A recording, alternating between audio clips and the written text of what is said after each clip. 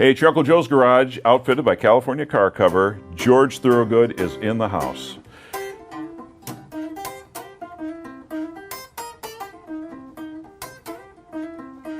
Watch this. This is something I want to say. I want to show you something here. Okay.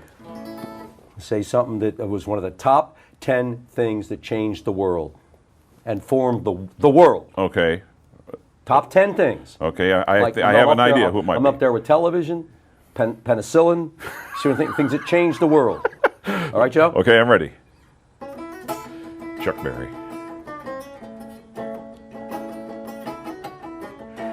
Changed Just the world. Like that. Can you like imagine a time when that lick didn't exist?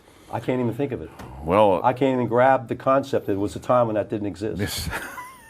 And the things it does to people still to this day. Well, that's of course Chuck Berry. There's only one Chuck Berry, but there's only one George Thorogood too. That's all the world can use. That's probably more than enough. More than enough. You were named one of the 50 most influential Delawareans of the past 50 years. That's a dubious distinction. You figure it's the second smallest state. So how many 50 people can be there to be influential to begin with? I didn't want to say that, but you did. Very good. Yeah, top 50 in California or Texas, where they got billions of people. But of the top 50, you're narrowing it down. You started out going to club. There weren't big concert places. Kids, there weren't big concert places back in the day. So you went to New York. You saw, was it John Hammond in a club, something like that? Inspired I saw my first experience in the Village seeing a live act was John Hammond in 1971 at the Gaslight 2. I saw John Lee Hooker later that year at the Cafe Agogo in Greenwich Village. Prior to that, we went to see all the shows in Philadelphia. We went to the Electric Factory.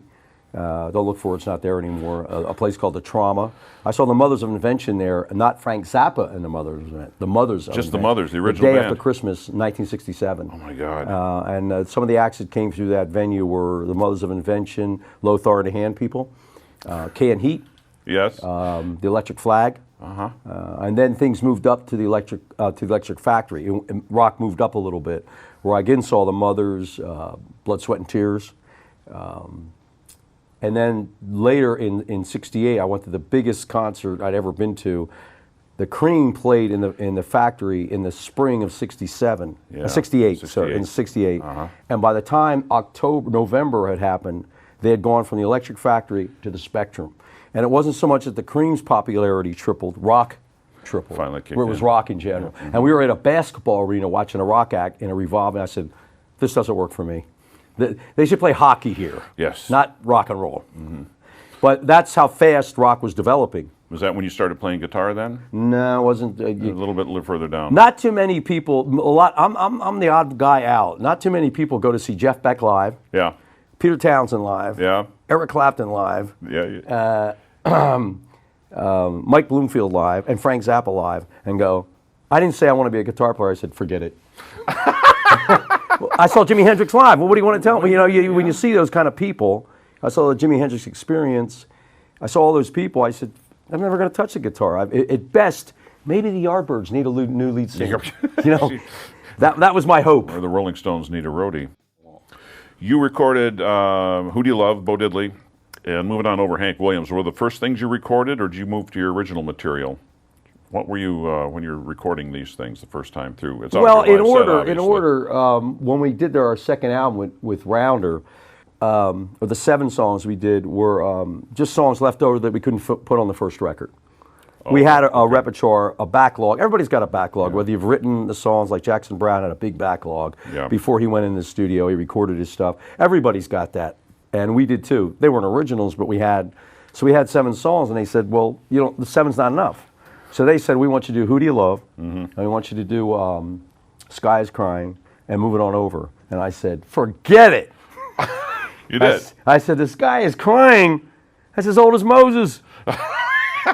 Eric Clapton just did it. They said, do it. I said, well, we have to have 3 songs. I said, Who Do You Love? That's been done even more. Really? The Woolies have done it. John Hammond's done it better than me. Quicksilver. Who do you love? What do you love? Want do you love? Where do you love? You know that side of the record they did? Oh my God, I said, it's been done. They said, well, you got to put something on the record. And when after that time, there were 3 of the most popular songs to this day that Who knows? And the term raw doesn't really apply. There's just energy pouring out of these things. And you've re-released the album now, the debut album. I thought the debut album was a little overrated. I listened to it and I said, the pictures aren't that good. The material's good. Yeah. The performances are okay. The production is very bad. The second album was a little better. The material was as good or better. The performances were a little better, and the production was about the same. You see, this is a bluegrass label.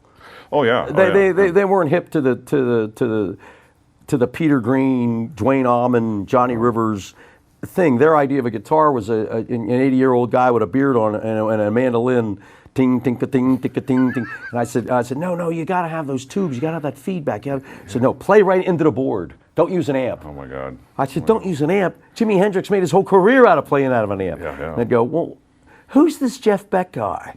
I'll be going, oh. All the way along, your live show has just knocked people out. You're playing the Saban Theater here in September, beautiful theater. Mm-hmm. And you're touring all the time. Every summer, is it every year you're out on the road doing stuff? We do, mostly every year we do a few dates. Some days a little more than others, but we've been active. Mm-hmm. And the crowd reaction, it's the same songs that you're getting reaction to all the way along. People come to see you, come to have a good time. I think even more so, thanks to radio. You guys have helped that, keep those songs. Those songs, Who Do You Love, Bad to the Bone, I Drink Alone. You've kept those songs, in the conscience of rock people, and the response to the tunes are stronger all the time. I mean, you just told me you're a Steve McQueen fan. Yeah. All right. The next time you see Bullet on TV, you're going to get off on it even more than the first time you saw it. Because for someone who loves a classic movie like that, to you it gets better every time you see it. You see all kinds of little things. And you won't miss it. Yep. If it comes on, you won't turn it off. Yep. You're going to the 7-Eleven, getting a loaf of bread. I got to get home. Steve McQueen's on Bullet.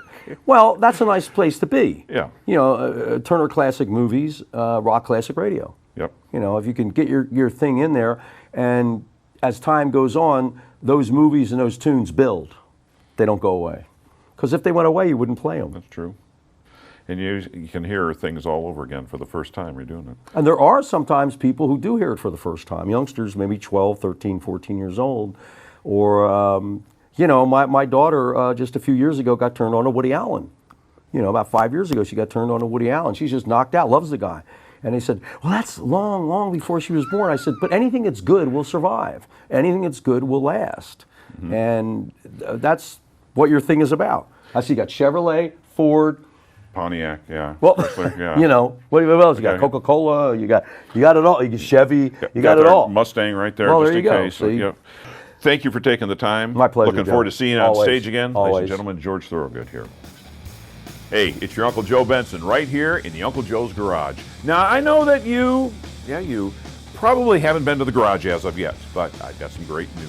We have created a mobile version of the Uncle Joe's Garage. A mobile version, thanks to our friends at Mike Thompson RV Superstores. Like they always say, don't miss a moment. And don't miss the Uncle Joe's Garage coming to a location near you.